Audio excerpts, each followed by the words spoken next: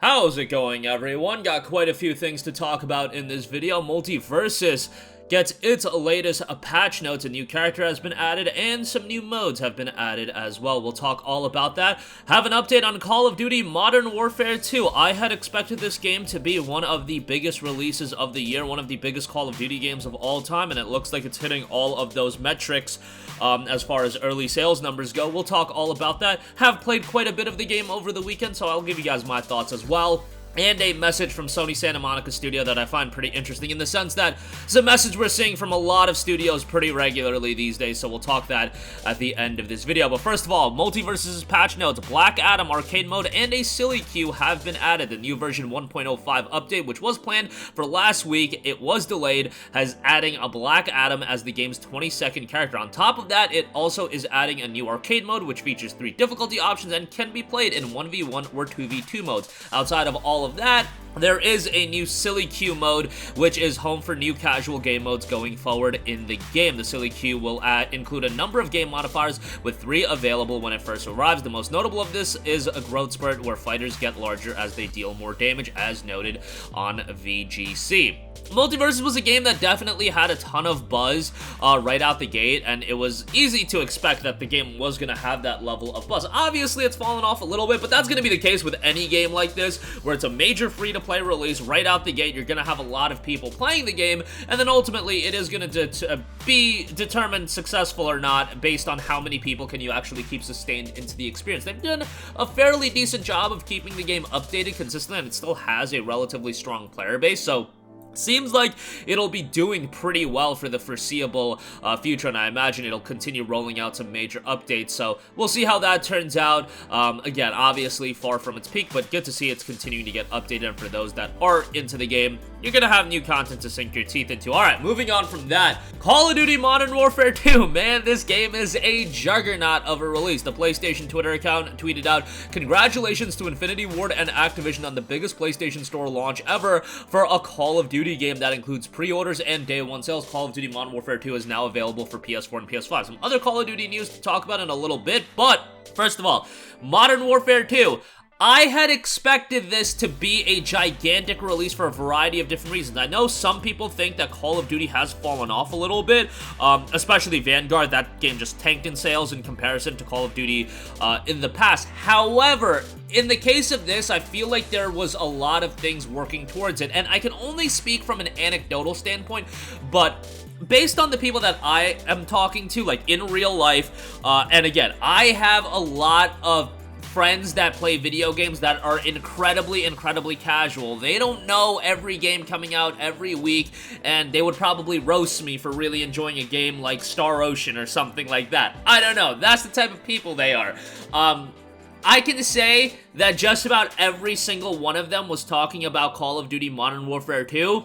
I had mentioned it before, but it was also a sense of a lot of people just saw Modern Warfare 2, and I had a feeling that that was going to be a big drawing factor, but I feel like there's so much nostalgia attached to 2009's Modern Warfare 2 that people just got drawn into this game, man, and people were like, you know, I've been out of the Call of Duty scene for a while, let me try out Modern Warfare 2, and that was the case for a lot of people. Like, I am shocked in my personal friend group how many people were absent from Call of Duty for, you know, 5, 6, 7 years, and they're like, alright, time to jump back into it with Modern Warfare 2. I was honestly shocked to see just how many people were like that, but yeah, from that standpoint, once I started hearing the buzz, you know, anecdotally, internally in my friend group, I was like, okay, if these guys that are super casual are super excited for this game, I think that'll extend into the larger, you know, into the larger world of everybody.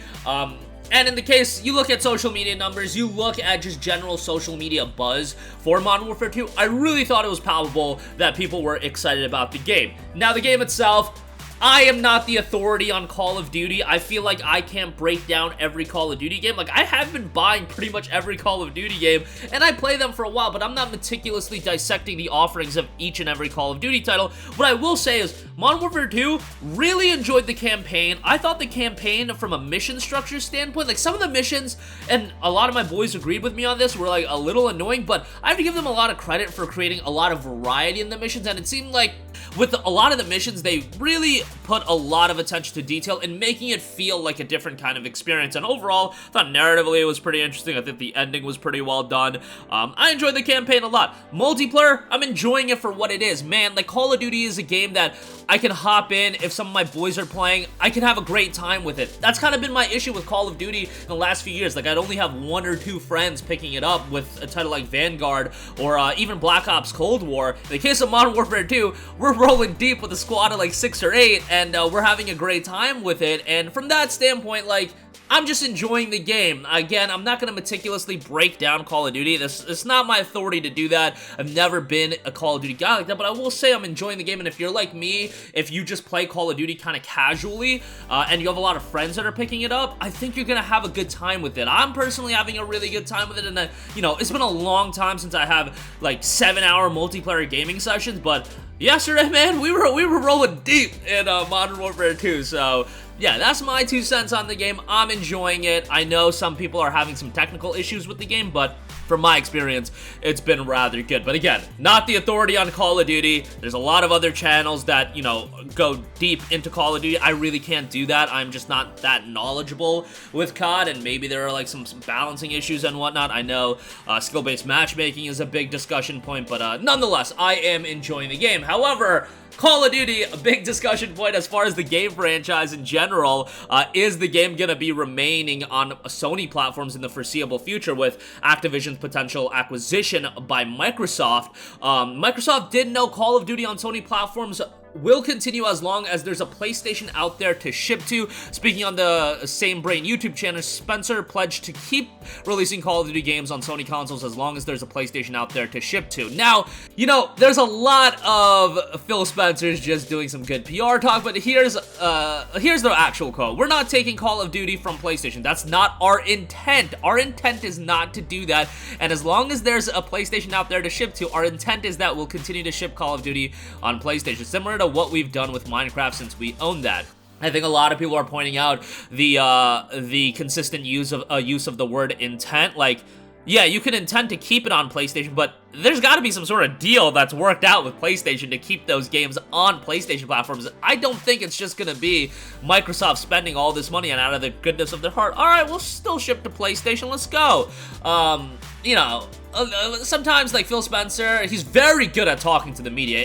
Phil Spencer does some of the best interviews I've seen any video game PR person do, because you get the sense he really likes video games. You get the sense that he wants the best for the industries, but I think, like, some people are starting to, you know, nitpick some of the words he says and realize that, you know, maybe it's a bit of smoke and mirrors that's going on with some of his statements as well. Nonetheless, it will be interesting to see Call of Duty going forward. Look, I think Sony, from a Sony standpoint, you can keep Call of Duty on PlayStation, but if all of a sudden Call of Duty is offered on the competing platform on a $10 a month subscription service, oh yeah, like, you still have the game on your platform, but I know, like, if Sony be paying money to block games from going to Game Pass, like, think about that for a second. They will definitely be quaking in their boots a little bit as far as, even if Call of Duty remains, having that game go to Game Pass day one, $10 a month subscription service, so that's something to factor into as well. Lastly, of course, we are just a little over a week away from the release of God of War Ragnarok, and it seems like this has been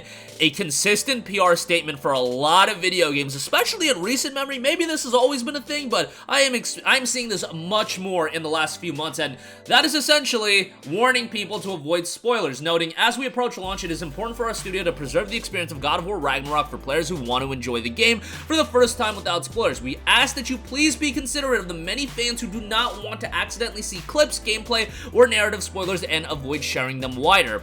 We are doing our best to limit the exposure of unsanctioned footage and screenshots, but the reality is that we cannot catch everything. For those of you who do not want to risk seeing anything before launch, we strongly advise that you mute any keywords or hashtags associated with the game until release day. We appreciate the support you've shown us more than we can say. We can assure you that it'll be worth you the wait to experience the game yourself when it is released in less than 2 weeks on November 9th. Thank you, Sony Santa Monica Studio. Right off the top of my head, Plague Tale Requiem, they put out a statement like this as well. Obviously, that's an incredibly narrative-driven experience as well. I know that there's a lot of leaks going on. Like, bro, once these games are like going out and you know, they're being printed onto disc and essentially they go gold, you just gotta assume there's gonna be spoilers out there, especially a game of the gravitas of God of War Ragnarok. It's just so difficult to keep everything in-house and, like, avoid spoilers in general. Now, if you are diligent and you, the consumer, are like, okay, I don't want to see spoilers, yeah, that you can do. You can manage a week and a half without going on social media like,